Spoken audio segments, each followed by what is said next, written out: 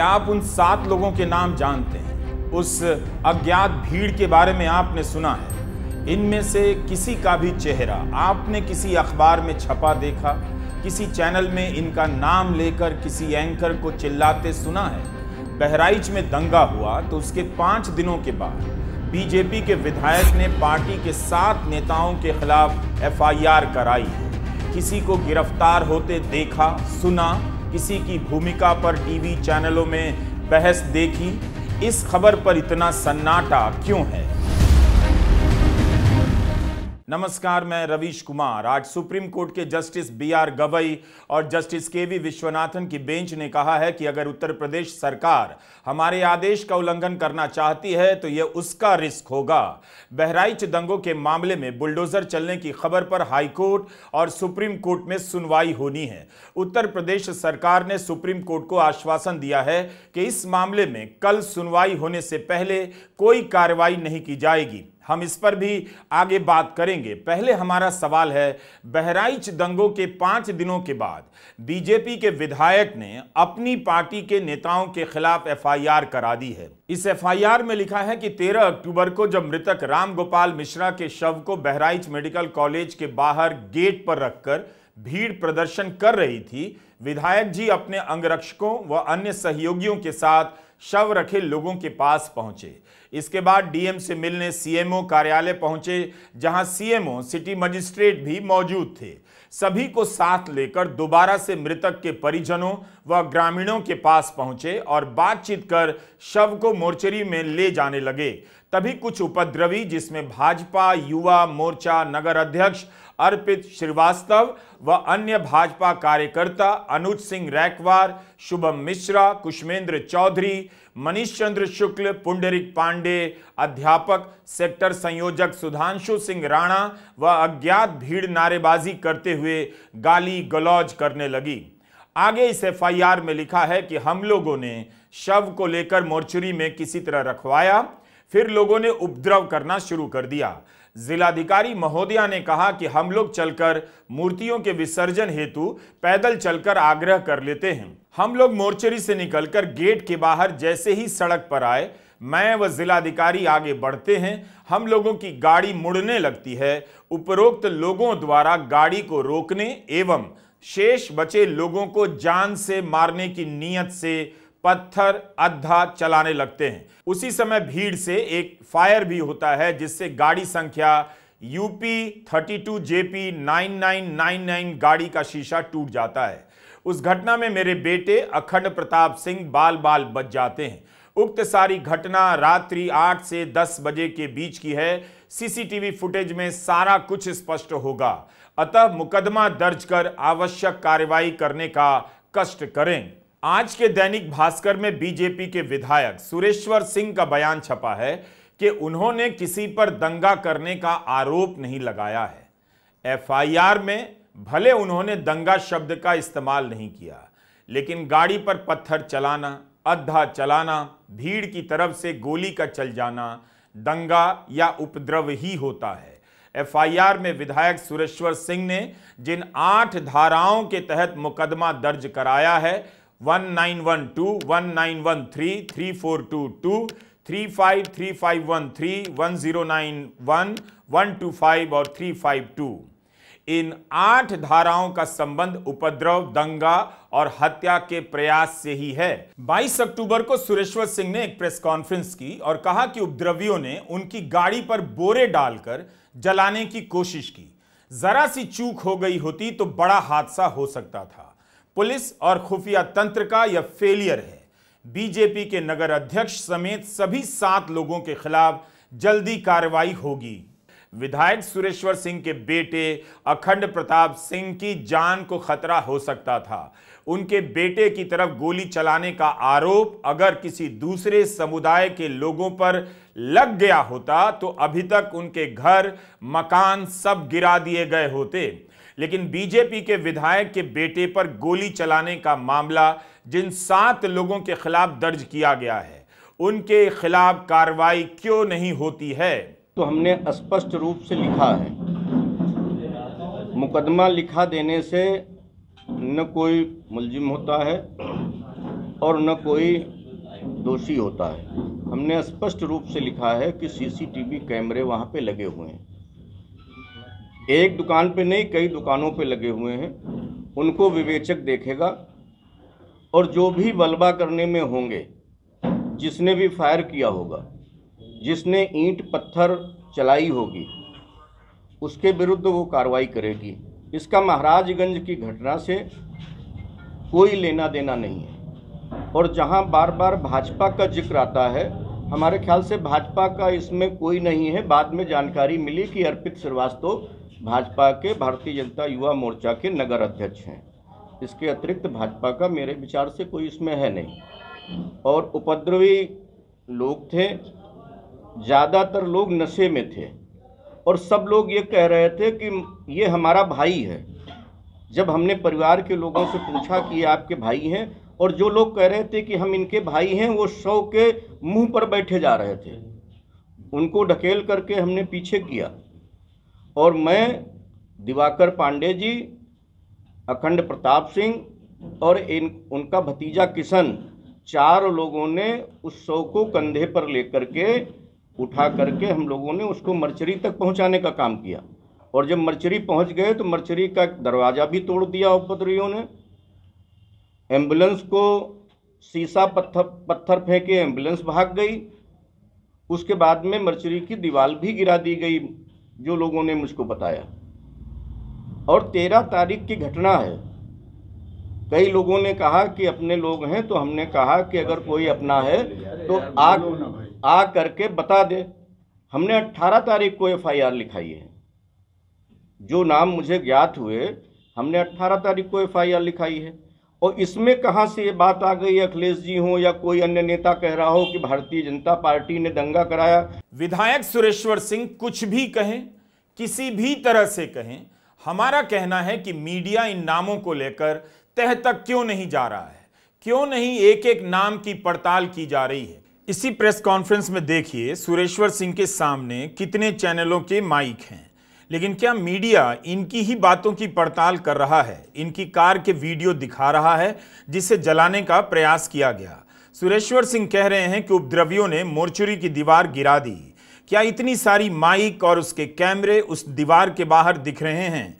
आप खुद भी इन चैनलों को देखकर जवाब ढूंढ सकते हैं। क्या सुरेश्वर सिंह अपने बयान में कोई बड़ा बदलाव कर रहे हैं?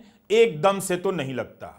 उन्होंने जो FIR लिखाई है, और गौर कीजिए इस बात पर, उसमें जिलाधिकारी की मौजूदगी की बात है। एक तरह से इस मामले में जिलाधिकारी भी गवाह हो जाती हैं।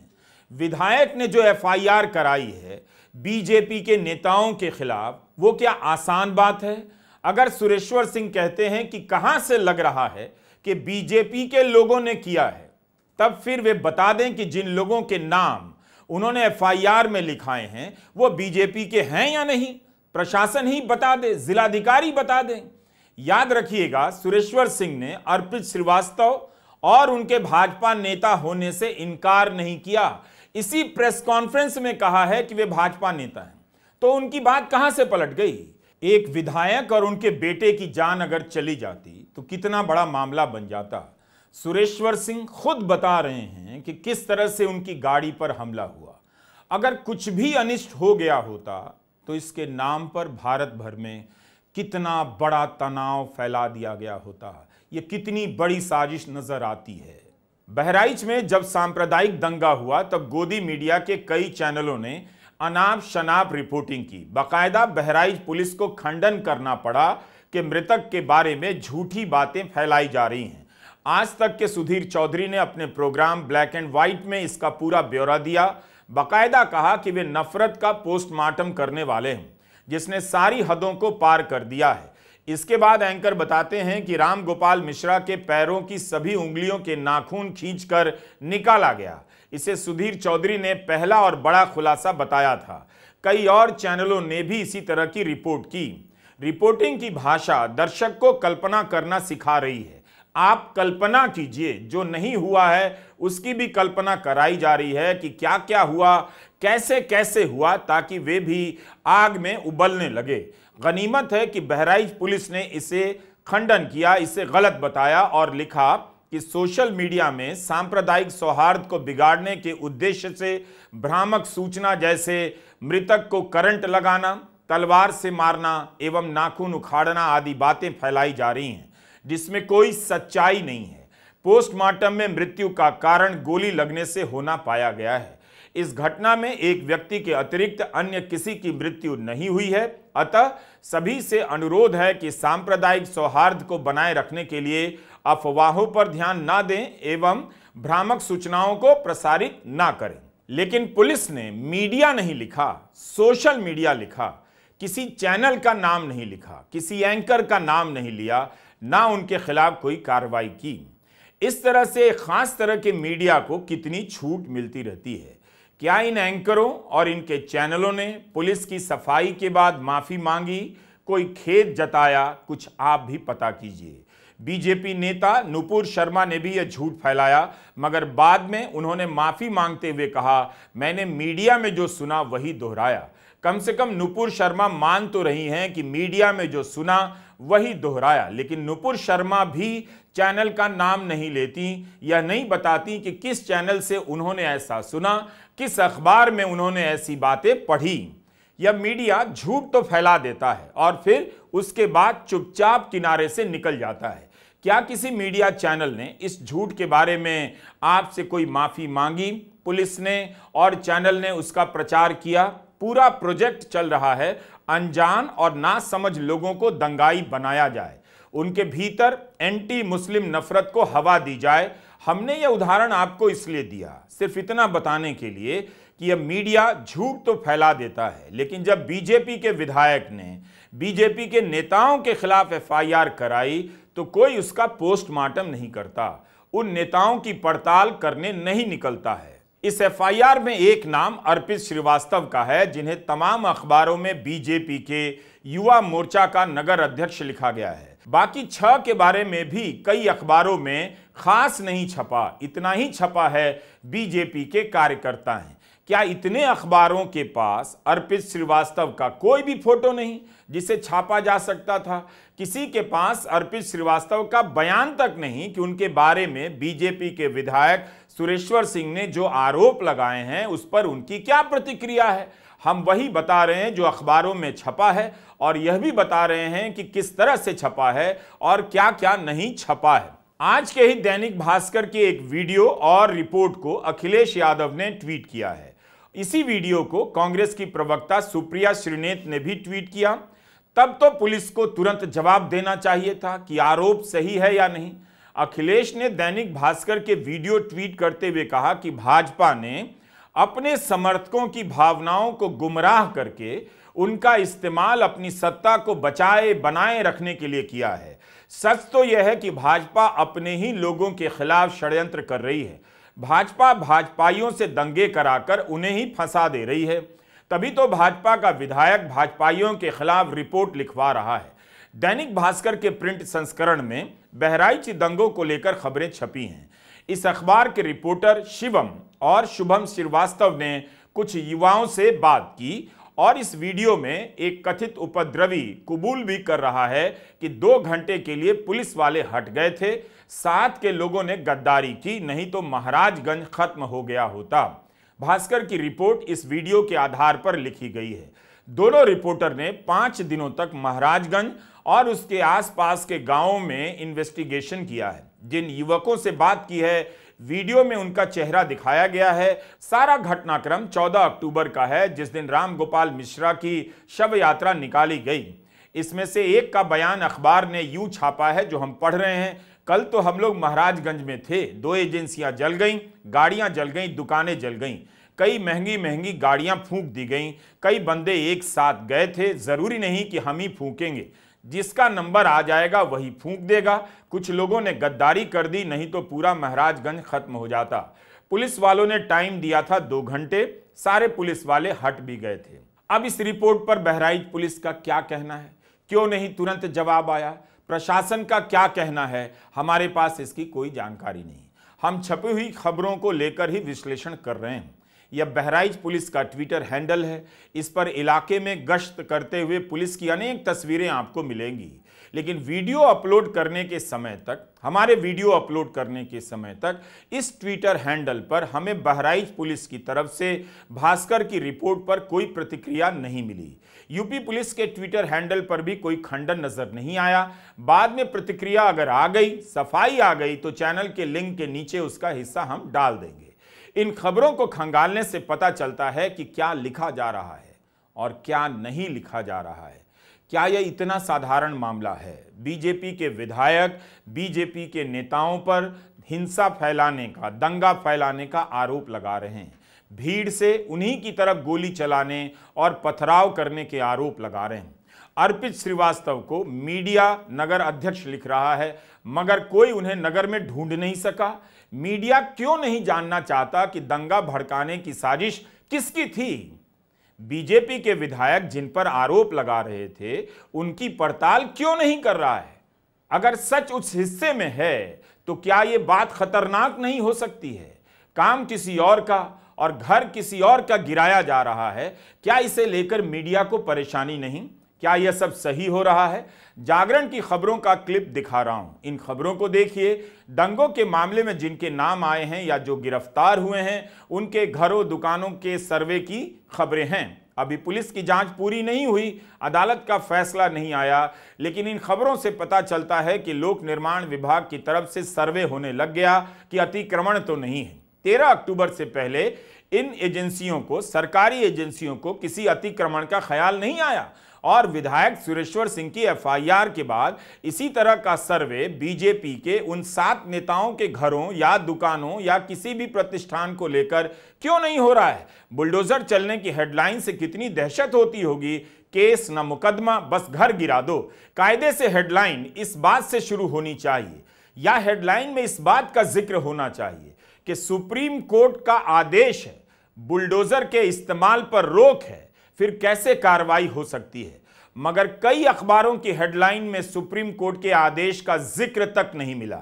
जैसे अमर उजाला की यह हेडलाइन देखिए, खाली होती रही दुकानें, बुलडोजर के डर के बीच बीता दिन, महाराजगंज में सन्नाटा। नीचे लिखा है, बुलडोजर का डर, खुद तोड़ने लगे दुकान और मकान। अमर उजाला ने इस रिपोर्ट में सुप्रीम कोर्ट के बुलडोजर पर रोक लगाने के आदेश से जुड़ी कोई बात नहीं छापी है।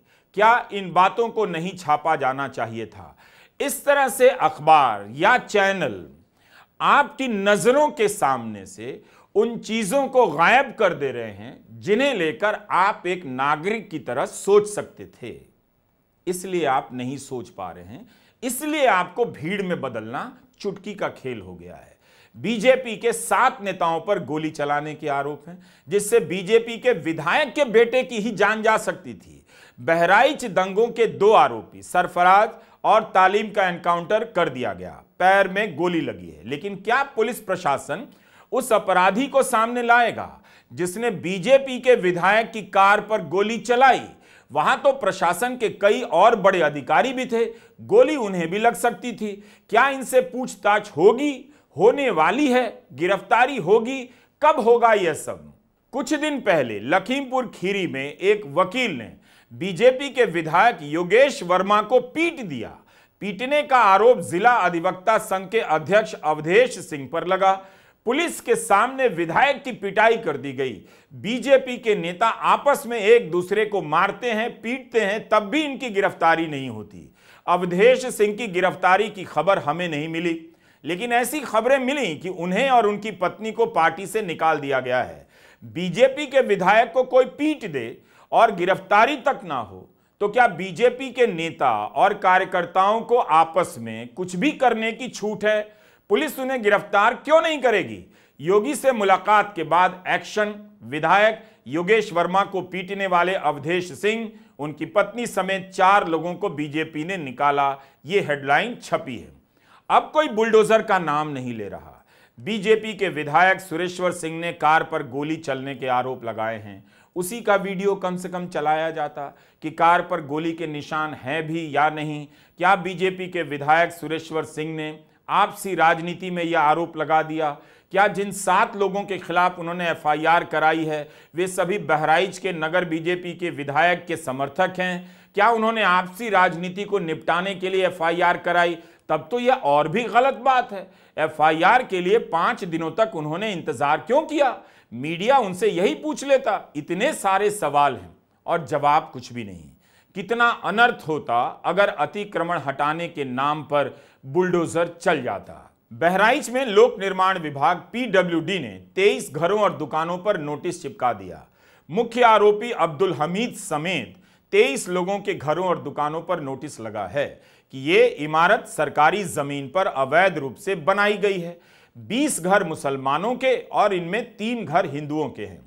इससे पहले कि बुलडोजर चल पाता, वकील सैयद महफूजुर रहमान फैजी ने याचिका लेकर इलाहाबाद हाई कोर्ट से गुजारिश की। बहस के दौरान फैजी ने कहा, सरकार दंड देने के इरादे से कार्रवाई करने जा रही है। 13 अक्टूबर के सांप्रदायिक दंगों के आलोक में यह दंड दिया जा रहा है।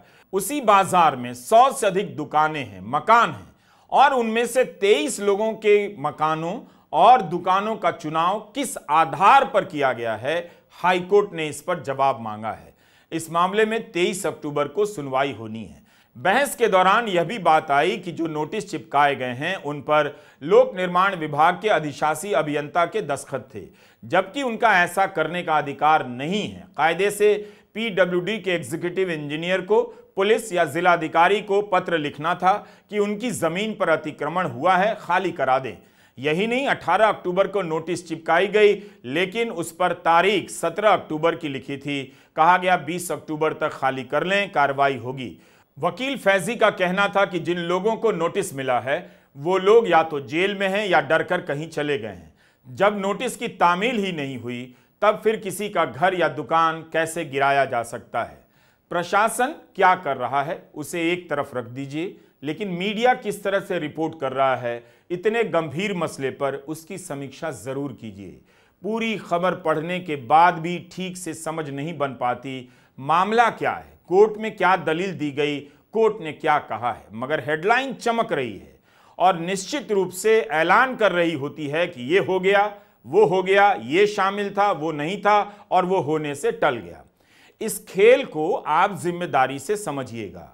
ऐसी बात नहीं है कि पत्रकारों में योग्यता की कमी है, लेकिन खबरों को इस तरह से क्यों छापा जा रहा है कि लगे भी कि खबर है मगर खबर में कोई खबर नहीं।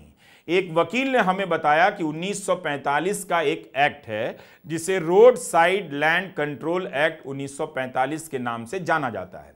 इस एक्ट के सेक्शन 5 के अनुसार जहां पर भी यह एक्ट लागू है वहां निर्माण से पहले कलेक्टर से अनुमति लेनी होती है, और इसी एक्ट के सेक्शन 13(2) के अनुसार अगर आपने अनुमति नहीं ली है तो कलेक्टर आदेश दे सकते हैं कि 3 महीने में इसे हटा दीजिए या फिर अनुमति ले लीजिए। अदालतों का क्या रुख रहता है इसका अंदाजा लगाना मुश्किल है। उम्मीद है आपने बहराइच दंगों को लेकर हमारे इस वीडियो को भी देखा होगा। इसमें हमने यही दिखाया है कि कैसे उत्तर प्रदेश में और हिंदी प्रदेशों में 100-125 साल से धार्मिक जगहों के सामने से जुलूस निकालने की जिद को लेकर दंगे हो रहे हैं। कभी तो हम इस हिंसा और इसके कारणों को समझेंगे। कब तक वही बात दोहराई जाती रहेगी और कब तक हम हिंसा के शिकार होते रहेंगे? नमस्कार, मैं रवीश कुमार।